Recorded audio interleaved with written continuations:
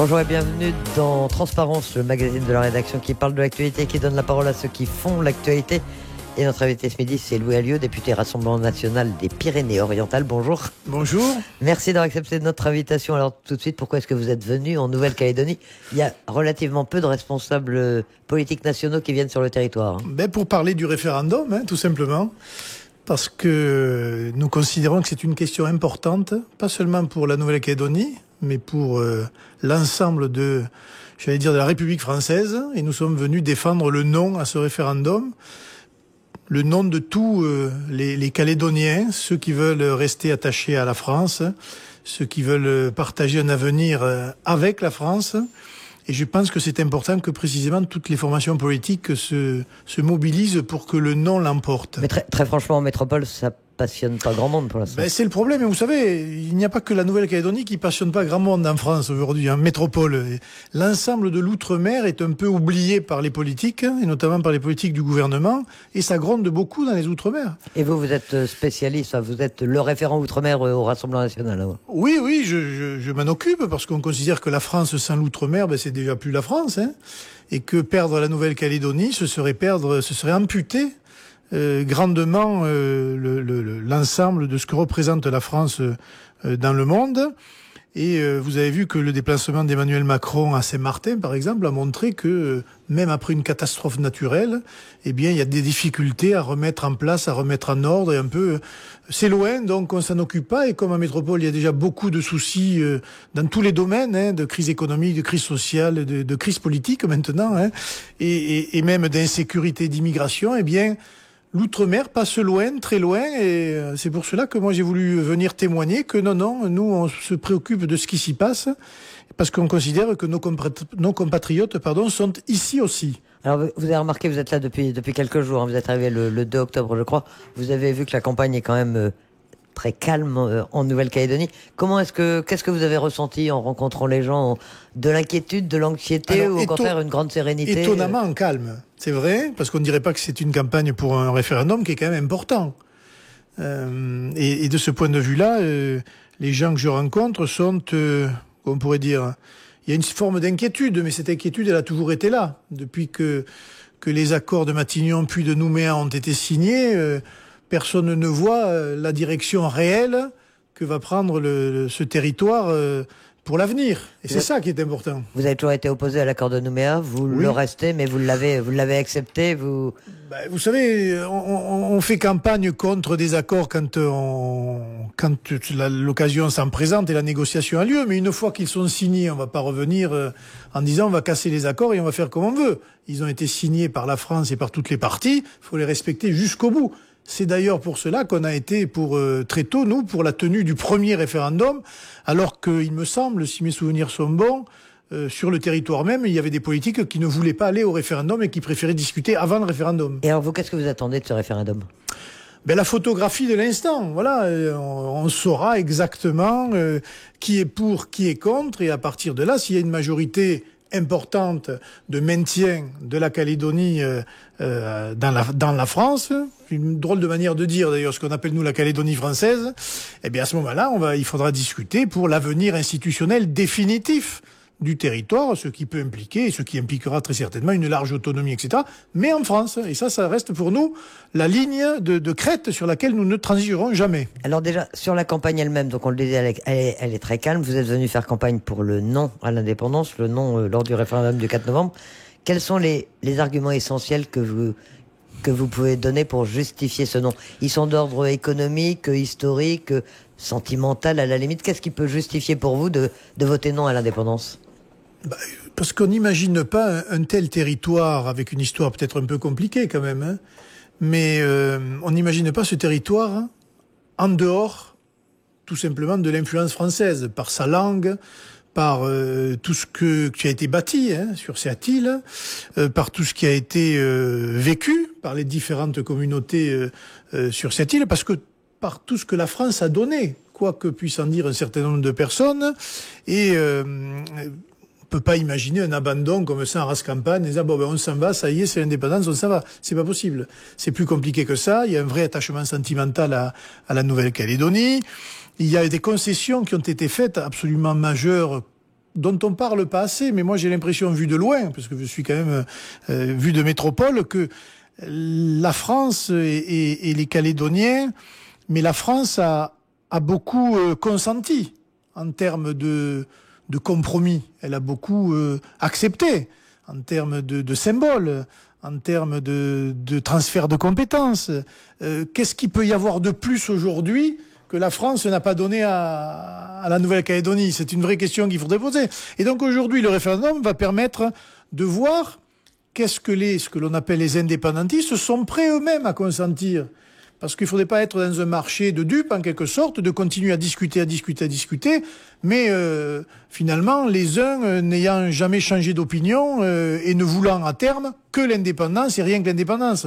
C'est ça qui me paraît, moi, être le référendum, qui me paraît être le nœud du problème. Et donc, au lendemain du référendum, vous pensez que là, il faudra discuter, négocier, peut-être, avec les indépendantistes? Vous pensez que il faut forcément que les discussions soient... Je pense que les indépendantistes sont quand même des gens qui ont des oreilles pour écouter, qui ont les yeux en face des trous, et qui quand même ne sont pas, ne sont pas des gens totalement irresponsables. En tout cas pour beaucoup d'entre eux. En rappelant, ils gèrent 2 régions, enfin 2 provinces sur 3, ils gèrent une majorité de mairies, ils bénéficient eux aussi du 1,5 milliard, puisque ce 1,5 milliard que la France, que la métropole apporte chaque année sur le territoire.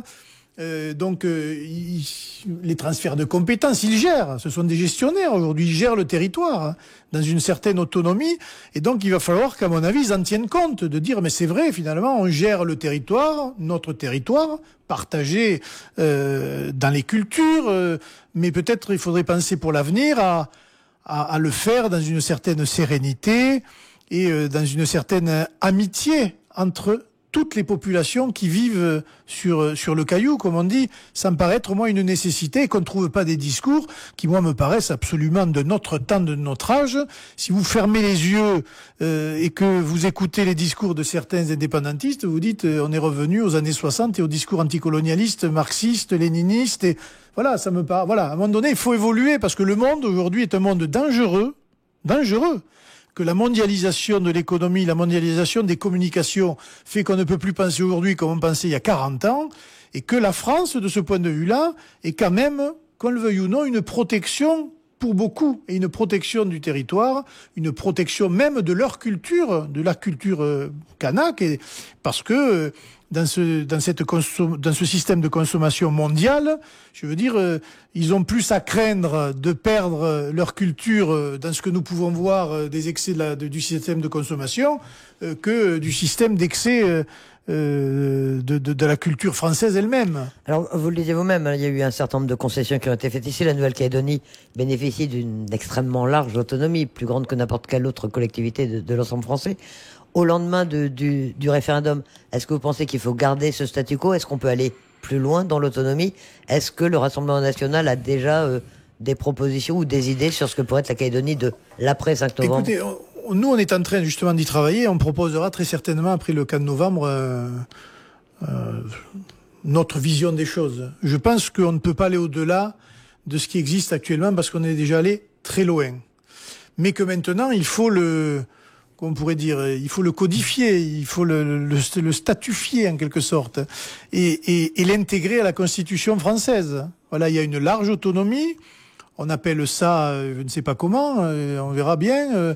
Il y a des symboles, il y a des transferts de compétences qui ont été acceptés et qui sont aujourd'hui gérés directement par les élus en place.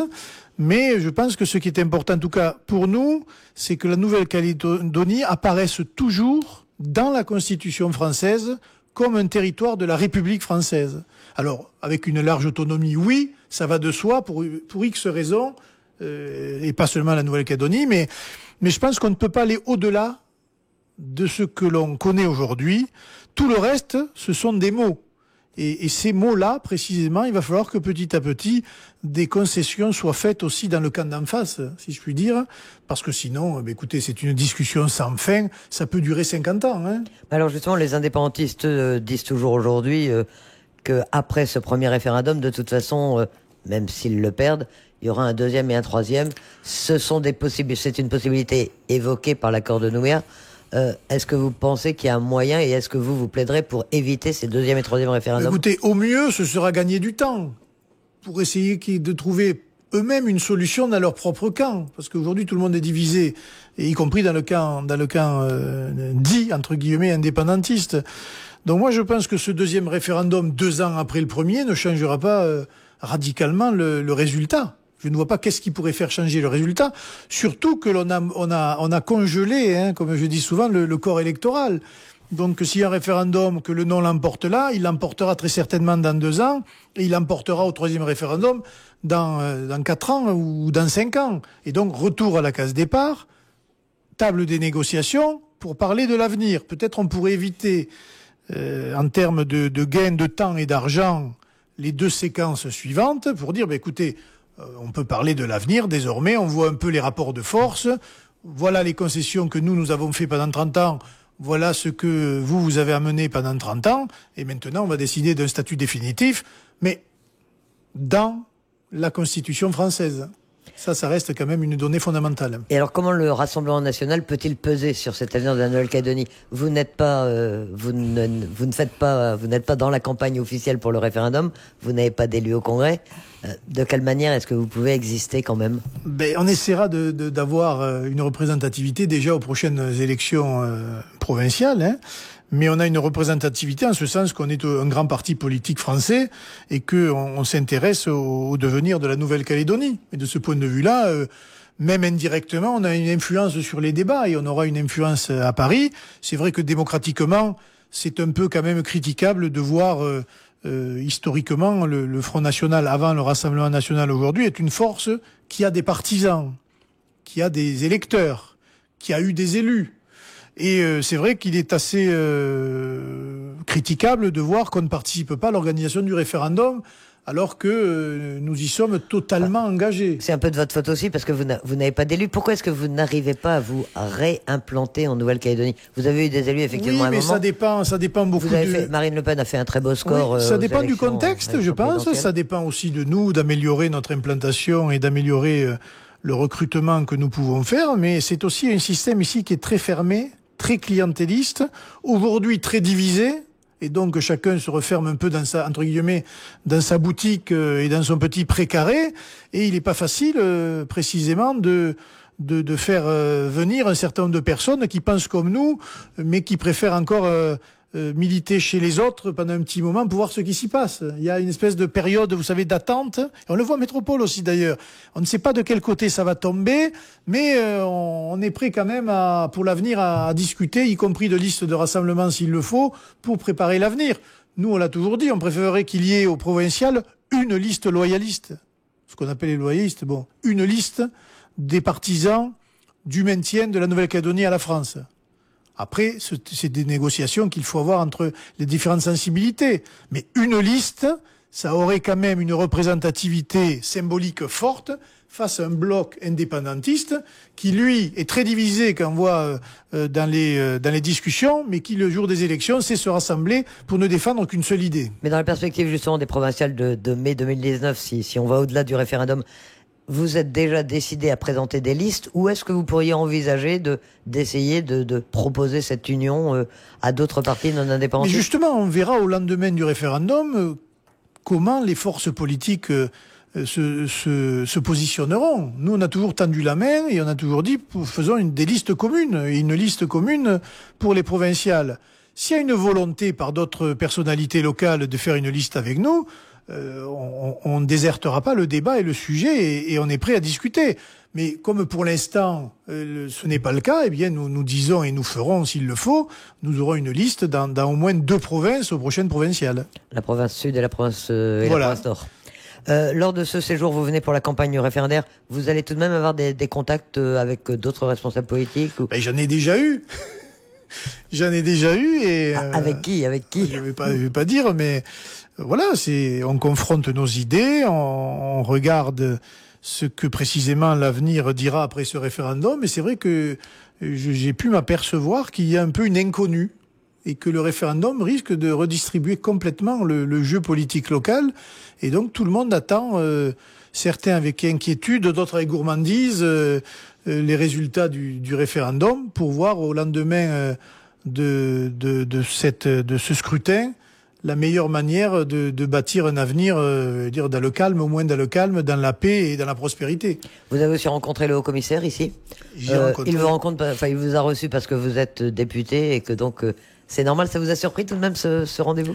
Non, pas du tout, parce que je ne connaissais pas du tout Monsieur Lataste, mais il se trouve qu'il a été préfet des Pyrénées-Orientales, dont je suis le député. Donc on a pu discuter aussi d'affaires du département des PO qu'il connaît très bien, mais non, je pense que ça fait partie aussi des us et coutumes républicains et républicaines. Et donc, c'est un député de la Nation qui est allé parler avec un haut-commissaire sur des affaires importantes d'organisation du référendum et de l'avenir de la Nouvelle-Calédonie. Et c'était tout à fait correct et tout à fait courtois et tout à fait sympathique de sa part. Qu'est-ce que vous attendez de la part de l'État dans le cadre de ce référendum? Déjà, il a dit qu'il observerait la neutralité absolue. Ça vous semble normal ou vous auriez préféré qu'il prenne parti? Alors, qu'il observe la neutralité dans l'organisation du référendum, ça c'est une chose. C'est un peu ce qu'il y a écrit en filigrane dans les accords de Nouméa. Et même pas en filigrane, c'est écrit. Mais je pense qu'au lendemain du référendum, l'État devrait être aussi un acteur de l'après. Il ne peut pas, comme ça, contempler de loin, dire, écoutez, là-bas, moi je m'en lave les mains, vous faites ce que vous voulez, et puis on verra bien la suite. Moi je suis pas tout à fait d'accord avec ça. Je pense qu'il a quand même un rôle de protection, d'abord, des habitants de la Nouvelle-Calédonie. Il a un rôle de proposition aussi pour l'avenir, parce qu'il est un peu le garant de la sécurité de tous, quelles que soient les communautés, etc. Donc moi je m'attends quand même qu'au lendemain du référendum, le Premier ministre et le Président de la République aient une opinion. Alors, est-ce que la phrase d'Emmanuel Macron est une opinion par rapport à la Nouvelle-Calédonie? La France serait moins belle sans la Nouvelle-Calédonie. Il y a un côté esthétique sympathique. Y a-t-il un côté politique institutionnel? Je n'en sais rien. Mais voilà, c'est peut-être un début. Et je pense que l'État devrait s'engager, parce qu'on a épuisé en quelque sorte toutes les voies du dialogue là. Il y a eu la tragédie des événements, il y a eu la tragédie de l'assassinat de Monsieur Djibaou, etc. Il y a eu les négociations, il y a eu 2 accords, Matignon, il y a eu Nouméa. Bon, maintenant, passons à la 3e étape. Et cette 3e étape, le point de départ, ce sera le référendum du 4 novembre. Et en termes de sécurité, vous avez l'impression que les dispositions sont prises ici pour que les choses se passent bien? Et est-ce que c'est l'une de vos inquiétudes ou non? C'était l'une de mes inquiétudes, mais j'ai pu voir que quand même, là, pour le coup, l'État a mis des moyens conséquents et qu'il veille très sérieusement à ce que tout se passe d'une manière apaisée, dans le respect des règles et dans le respect de ce qui a été décidé par toutes les parties. Ça, c'est aussi très important. Maintenant, si vous me parlez de l'insécurité qu'il peut y avoir dans les rues, ça c'est encore un autre problème. Et je voudrais dire aux Calédoniens qu'ils sont, évidemment, ils peuvent être inquiets et pour certains nourrir des peurs par rapport à la violence gratuite qui s'exerce ou par les vols ou par tout ce qu'on peut voir ici, mais je vais pas dire qu'ils se rassurent, mais je pense que... C'est quand même pire en métropole, non? Exactement. J'allais vous dire, comme c'est bien pire en métropole, je comprends tout à fait, et il faut lutter bec et ongle contre la petite criminalité et les petits voyous, les petits caïds, mais qu'ils sachent que la métropole vit en ce moment même des jours difficiles, que dans toutes les villes et tous les quartiers, c'est très difficile. Et moi, j'en veux pour preuve le discours assez apocalyptique de Gérard Collomb à son départ, qui parle quand même de quartiers aux mains de narcotrafiquants, rien que ça, d'islamistes radicales, et qui dit qu'on ne peut rien faire et c'est là où c'est important, il dit on vit aujourd'hui côte à côte, il faudrait pas que demain nous vivions face à face. Et ça, c'est une parole d'un ministre de l'Intérieur en exercice qui doit faire réfléchir sur l'état actuel de la France et de sa métropole. Au-delà, qu'est-ce que vous avez pensé de cette émission? Quels sont quels commentaires ça vous inspire? Ça vous a surpris? Non, parce que il y a eu beaucoup d'ironie sur la manière dont les choses se sont passées. Oui, après, avec une vraie fausse démission. Depuis l'affaire Benalla, si vous voulez, c'est une succession de ratages de la part du gouvernement et du président. Et ça n'en finit plus, et ça n'en finira plus désormais. Mais M. Collomb avait cette particularité qui posait le bon diagnostic en matière d'immigration, notamment de sécurité, etc. Mais évidemment, il y apportait des mauvaises réponses parce que sa majorité est très divisée. Il était très critiqué au sein même de sa majorité, alors que, voilà, en matière d'immigration, de sécurité, ils disent un certain nombre de vérités et de constats bruts que tout le monde fait, mais après c'est l'idéologie qui prend le pas sur la réalité des choses, et malheureusement, encore aujourd'hui, dans la majorité de M. Macron, il y a beaucoup trop de gens de gauche qui rêvent, ou qui sont totalement démagogiques, ou totalement complaisants, ou totalement laxistes, avec les résultats que malheureusement nous connaissons.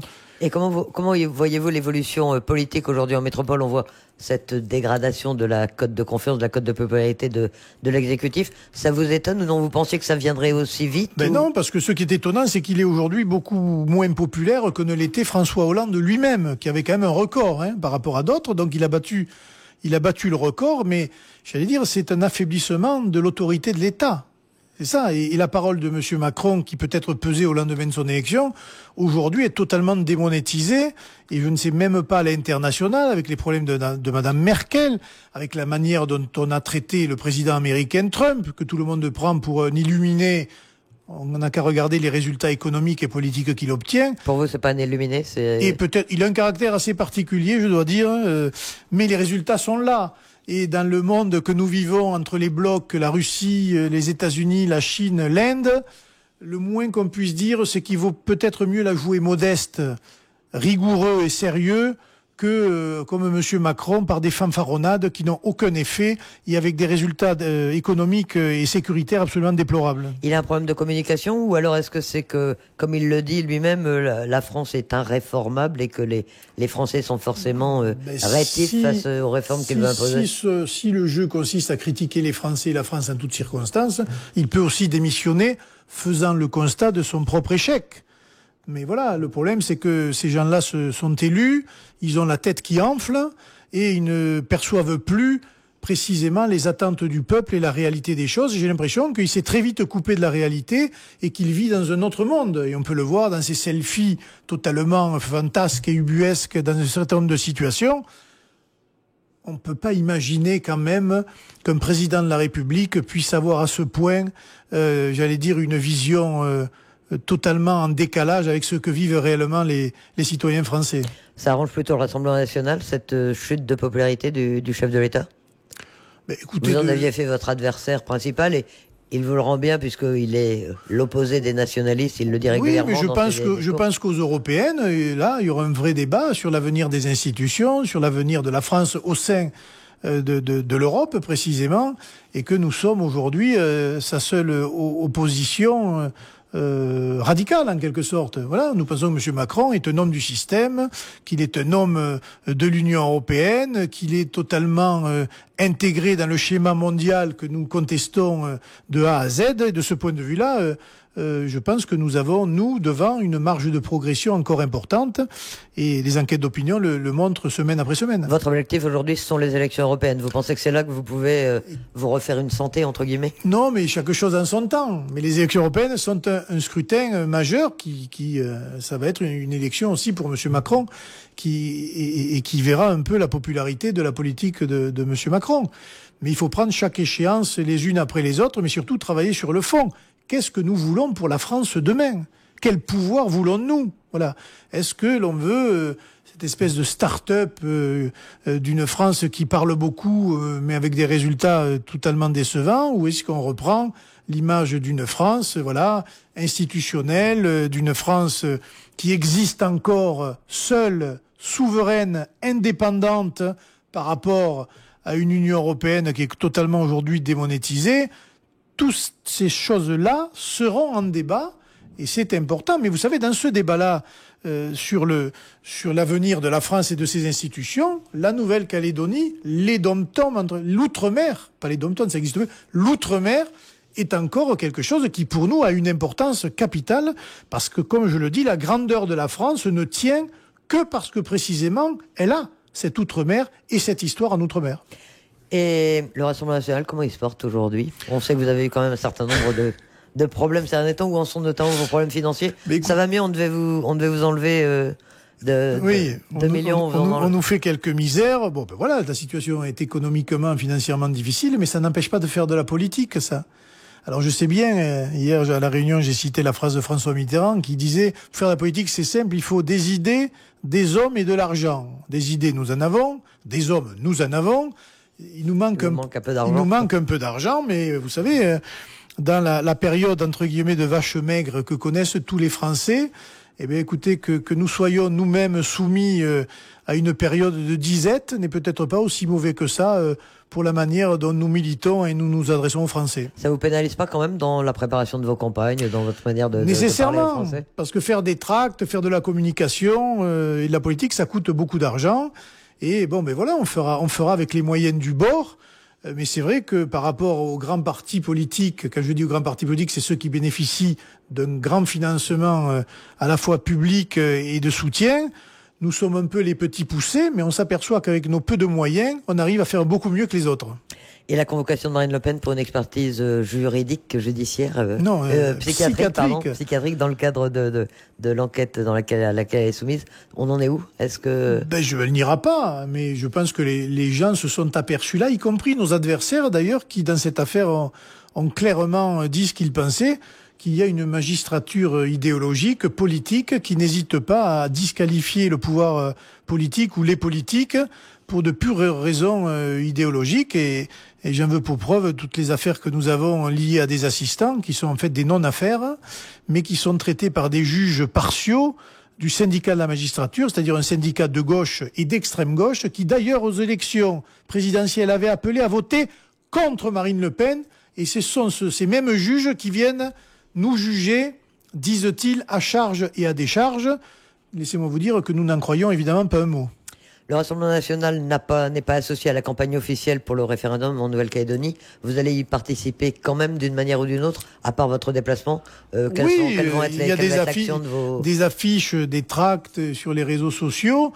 Et en métropole, à toutes les émissions où nous participerons, nous parlerons du référendum et de la Nouvelle-Calédonie, parce que je pense que c'est quand même important que la métropole aussi regarde ce qui se passe ici et regarde attentivement, n'oublie pas qu'elle a des compatriotes qui aujourd'hui vivent une situation, on va dire, difficile, et un avenir incertain, et qu'on n'a pas le droit de se désintéresser de cette question. Et le 4 novembre, vous suivrez de près les résultats, on imagine ?